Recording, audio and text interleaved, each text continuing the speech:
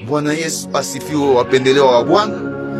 Leo mimi nataka ongelea kuhusu neno ambayo Yesu alisema kwamba mtakuwa kichwa lakini hamtakuwa mkia.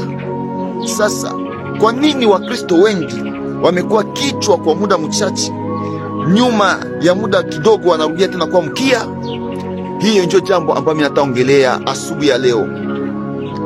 Nitagusia kwenye maandiko katika kitabu ya Marko 5:25. Kulikuwa mwanamke mmoja ambaye alikuwa ametokwa na damu muda mingi sana, na wanganga waliprofite mwile hali yake kutoka damu, walimkula franga, walimkula pesa, walimutesa na mali yake yote ikaisha, kwa sababu ilikuwa zoezi yao, ilikuwa kama vile commerce kwa wanganga. Wakati siku moja alisikia habari za Yesu kwamba Yesu anapita, na ndani yake akajua kwamba kwa gisi ninavyosikia habari zake, nikigusa tu pindo la nguo zake, pindo la vazi yake, mimi nitapona. Na kwa kweli alikati alipomsikia, akatafuta njia ambaye atapitia ndani Yesu Kristo, akajiingiza naye makutano, akasonga watu kupitapita kati yake, akaenda gusa vazi la Yesu Kristo. Wakati aligusa vazi la Yesu Kristo, Biblia inatuambia kwamba hapo akasikia kwamba damu yamekauka, yamekwisha kwa mwili yake, maki haitoke tena, amepona. Lakini Yesu wakati alikuwa akitembea, akisikia nguvu zimempunguka, nguvu zimetoka kidogo, nguvu kidogo imetoka katika nguvu zake ambazo alikuwa niko nazo. Akageuka akauliza wanafunzi, akauliza, ni nani amenigusa? Petro akajibu ona wanafunzi ni wengi sana, ona watu ni wengi sana, ni wengi ambao wanatufuata, makutano ni watu wengi sana, nitajua namna gani nani amekugusa? Yesu aliuliza, sio kusema hakujua ule mtu ambaye alimgusa, hapana. Yesu aliuliza, sio kusema kwamba hakumfahamu au hamjue ni nani ambaye ule alimgusa, hapana. Alikuwa anamjua, lakini alipenda ule mtu mwenyewe kwanza, yeye peke yake rekonesa, yeye peke ajue uwimu, yeye peke ajitambue, akuje zijulisha. Pale ndio kwenye Wakristo wengi wamepoteza bahati yao. Watu Kristo wengi walikuwa Mungu amewafanya kuwa kichwa, lakini wamerudia kwa mikia. Ni kwa sababu gani? Hawatambue mema yenye Mungu amewafanyisia, mema ambayo Mungu amewatendea. Wakati Mungu amewabariki, waliomba unyumba, Mungu amewapatia unyumba. Wakishapata unyumba, wamesahau kanisa.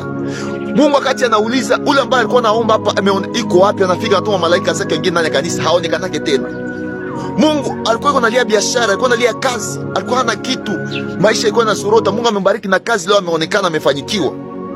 Lakini wakati Yesu anakauliza sasa, huyu mtu mwenye alikuwa hapa iko wapi? Mbona simuone tena, haonekane tena, amekosekana vraiment, haiko mplasi yake. Mungu anauliza iko wapi? Anapenda ajitokeze, jua Mungu aseme neno.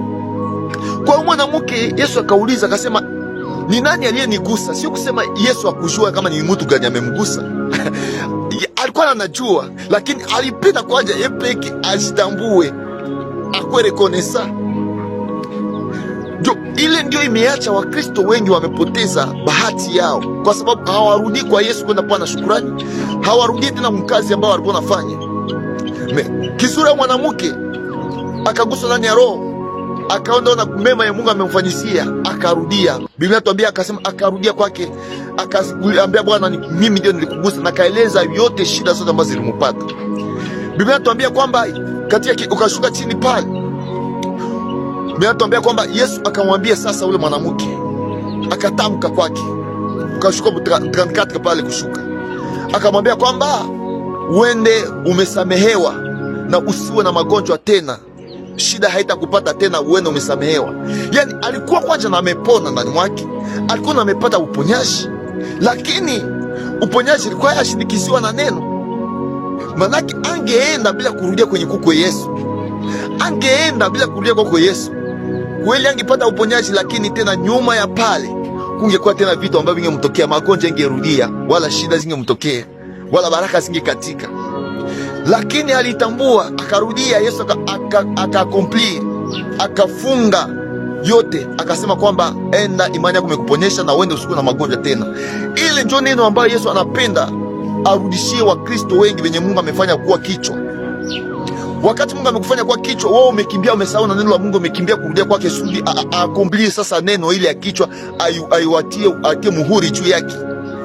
Huyu yeye alirudia sababu Mungu alitia muhuri juu yake, na ule mbwadada alienda kapona kabisa.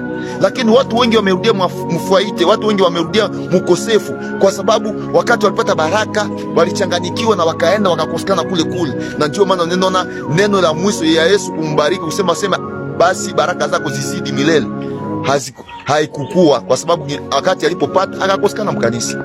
Hiyo ndio shida ya Wakristo wengi ambao inapoteza Wakristo. Acha Mungu awabariki.